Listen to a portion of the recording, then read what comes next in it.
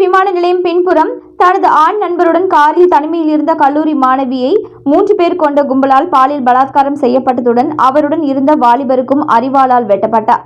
இந்த சம்பவத்தில் ஈடுபட்ட மூவரும் தப்பி ஓடி தலைமறைவான நிலையில் இந்த சம்பவம் மாநிலம் முழுவதும் பெரும் அதிர்வலையை ஏற்படுத்தியிருந்தது. இது தொடர்பாக குற்றவாளிகளை பிடிக்க 7 தனிப்படைகள் அமைக்கப்பட்டு காவல்துறை தீவிர விசாரணை மேற்கொண்டு வந்தனர். தனிப்படையினர் பல்வேறு கோணங்களில் விசாரணை மேற்கொண்டு வந்த நிலையில் குற்றவாளிகள் 3 பேரும் கோவை துடியலூர் அடுத்த வெள்ளக்கிணறு பட்டத்தரசி அம்மன் கோவில் அருகே பதுங்கியிருப்பதாக ரகசிய தகவல் கிடைத்தது. இதையடுத்து தலைமறைவாக இருந்த குற்றவாளிகள் 3 பேரை போலீசார் பிடிக்க சென்ற பொழுது அவர்கள் மறைத்து வைத்திருந்த அரிவாளால் காவல்துறை மீது தாக்குதல் நடத்தியுள்ளனர். அதில் சந்திரசேகர் என்ற தலைமை காவலருக்கு இடது கை மணிக்கட்டில் வெட்டு விழுந்துள்ளது. தொடர்ந்து காவலரை வெட்டிவிட்டு தப்பி ஓடிய 3 பேர் மீதும் காவல்துறை துப்பாக்கிச் சூடு நடத்தினர். அதில் 3 பேர் காலிலும் துப்பாக்கி குண்டு பாய்ந்து அவர்கள் கீழே விழவே அவர்களை பிடித்து விசாரித்த பொழுது அவர்கள் சிவகங்கை மாவட்டத்தை சேர்ந்த குணா என்கிற தவசி, சதீஷ் என்கிற கருப்பசாமி, கார்த்திக் என்கிற காளீஸ்வரன் என்பது தெரியவந்தது.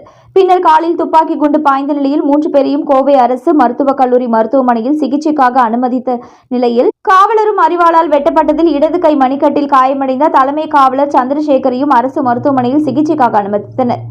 பீளமேடு காவல் ஆய்வாளர் அர்ஜுனன் மற்றும் சரவணன்பட்டி காவல் ஆய்வாளர் ஞானசேகரன் ஆகியோர் தப்பி ஓடிய குற்றவாளிகள் மீது துப்பாக்கிச்சூடு நடத்தியதில் கருப்பசாமி, காளீஸ்வரன் ஆகிய இருவருக்கும் 2 கால்களிலும் துப்பாக்கி குண்டு பாய்ந்துள்ளது. குணா என்பவருக்கு ஒரு காலில் மட்டும் துப்பாக்கி குண்டு பாய்ந்தது. இவர்களுக்கு கோவை அரசு மருத்துவமனையில் சிகிச்சை அளிக்கப்படும் காட்சி தற்பொழுது வெளியாகியுள்ளது மற்றும் அவரிடம் காவல்துறையினர் விசாரணை மேற்கொண்டு வருகின்றனர்.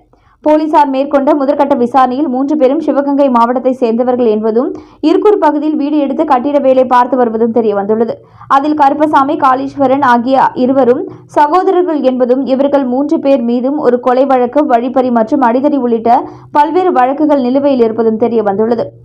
கல்லூரி மாணவியை கூட்டு பாலியல் துன்புறுத்தல் செய்த 3 பேரும் நள்ளிரவு நேரத்தில் துப்பாக்கியால் சுடப்பட்டு பிடிக்கப்பட்ட சம்பவம் பரபரப்பை ஏற்படுத்தியுள்ளது.